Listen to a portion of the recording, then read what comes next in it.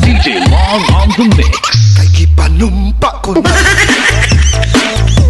Yes, magandang morning, tanghali, hapon, gabi sa inyong lahat mga minamahal.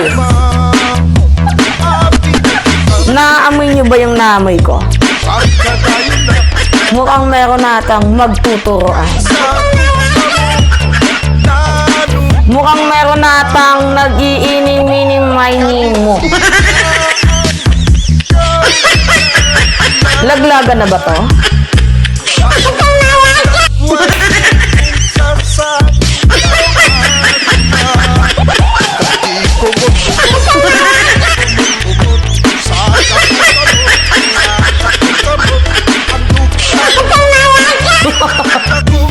Alright, okay.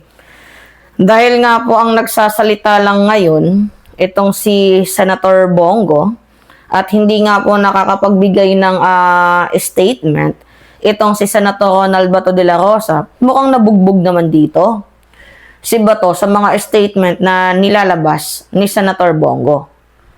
'Di ba? Doon pa lang sa sinabi niya kahapon, hindi niyo ba napapansin mga minamahal, na hindi naglalaylo itong si Bongo sa kanyang mga sinasabi? Like, dinideny niya talaga eh. Dinideny niya yung kanyang involvement na parang hindi naman ako yung nag-implement niyan. Diba?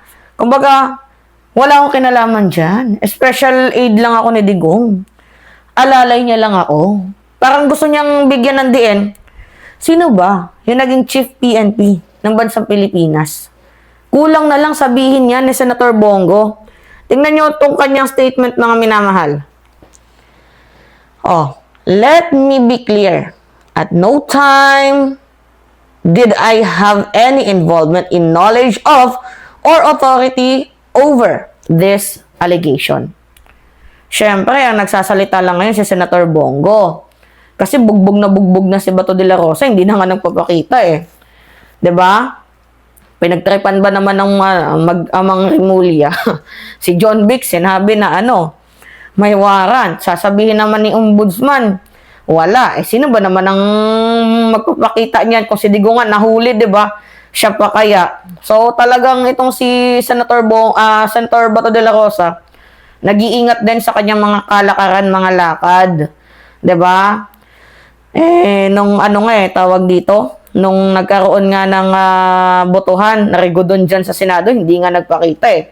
Gayun pa kaya na naglabas ng ICC ng mga pangalan na direktang may involvement, may common plan, may substantial. Dito nga po sa malawakang crimes against humanity, war on drugs, diba, ni former President Duterte. Ngayon, na itong sa Senator Bato de la Rosa, hindi nagpapakita, hindi natin alam kung ano yung kanyang statement, pero I think mananahimik talaga yan si Bato. Hindi na yan magpapakita kasi kapag magsalita yan para sa kanya, kunyari, inutusan ako ni Bato magsalita, ako, may ipit ako. Tatanungin, nasaan si Bato? 'Di ba? Oh, 'di ba? Ganyan. So, madaming mga haka-haka na naman ang lalabas diyan. So, I think itong si Bato de la Rosa mananahimik na. Pero dito tayo kay Senator Bongo. Si Senator Bongo, nilaglag si Digong. Sabi ba naman niya, I don't have any direct involvement dyan sa kinemi na yan. Sobrang linaw na meron kang direct participation. Dahil ikaw na mismo yung nag-reveal sa reward system, sa reward money. 'Di ba? Ni former President Duterte, we have a lot of videos mga minamahal na.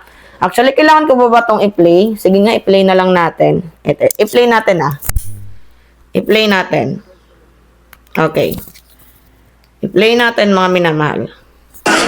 I think he will personally announce to the public kung sino po yung mga sangkot nito. At importante po, si Pangulo ang magsasabi. Sabi niya, karapatan po ng Pilipino malaman kung sino yung mga Ninja Cup.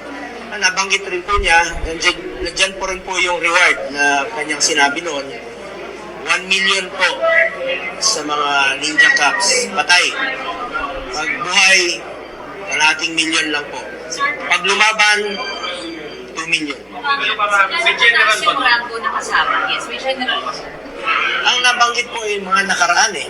Mga nakaraang, hindi ko na po, mahirap pangalanan, pero... See? Si Bongo na nga mismo yung nagsabi dyan sa mga reward system na yan eh. So, meron nga siyang alam. So, hindi niya pwedeng sabihin na wala siyang alam. So, I think the proper and better forum para dyan sa mga sinasabi mo, kung totoo man, is the ICC. Di ba? Yung International Criminal Court. Dyan kayo magbugbugan ni Senator Ronald Bato de la Rosa. Diba? Na parang gusto mong sabihin hindi naman ako yung chief PNP dyan eh. Diba? Hindi naman ako yung alalay lang ako eh. Walang ganun, Senator Bongo. Imposible naman na hindi mo alam yung lakad ng amo mo. Sa'yo nga daw binabato yung mga reward money eh. Diba? Depende sa ulo. Kung drogista talaga, kung may pangalan ng tao, diba? Minsan nga kung polis, minsan nga mapagtripan lang ninyo. Diba? So, hindi mo pwedeng sabihin na wala kang direct participation dyan. Isa ka sa merong alam. Tinatanggi mo lang kasi natatakot ka ngayon. Diba? So, ngayon, ang binabato mo, nagpapaliwanag ka sa social media, sa Facebook, kaya ang akala mo ata, sa ginagawa mong yan, na maliligtas ka, hindi. Diyan ka sa ICC magpaliwanag. Hindi sa Facebook kasi hindi yan yung tamang forum. Ngayon, itong si Senator Ronald Bato de la Rosa, wala pa namang warrant of arrest. What if sana magpakita ka muna? Diba? Magpakita ka muna. Oo. Sagutin mo yung mga accusation sa'yo ng International Criminal Court or baka naman papaabot ka sa punto na ikaw ay maging alakibuloy din. Parang pugante na huhulihin. Huwag naman sana umabot sa ganon. Or itong si Senator Bongo din, abay, sige, bahala ka. Si Senator Bongo lang yung naririnig namin. Parang naiipit ka dito. Hindi ka naman sinisave ni Bongo. Diba? Lalo pat dalawa kayong nakalagay doon. Ay, matik na. Ibig sabihin, nilalaglag ka na. Diba? Hindi ka man lang niya ma-save eh. Well, kung sa bagay, si Duterte nga, hindi niya na-save. Ikaw pa kaya? Kung si Digong nga, itinanggi niya eh. Kung si Bongo, itinanggi niya na meron siyang participation dyan sa war on drugs, ikaw pa kaya? Diba? Eh, laglaga na to. Ano yan? Nag-shake, rattle, and roll dama? Ito yung sinasabi ko sa inyo mga minamahal na malayo pa yung Pasko pero ang aga ng pamasko ni Santa. Hindi na po yan naabutan mga minamahal ng 2027. I think, hindi na naabutan ng 2027 itong si Senator Bongo at itong si Senator Ronald Bato de la Rosa dadalhin dyan nga po sa International Criminal Court. Alright? Gets ninyo mga minamahal? Anyway, alisya ninyo. Pahingi lang ako ng comments, likes, and share. And also, don't forget to click the subscribe and always nyo pong i-hit ang notification bell para lagi kayong na-update sa mga video na ina-upload natin. Maraming salamat at ingat mga kababayan.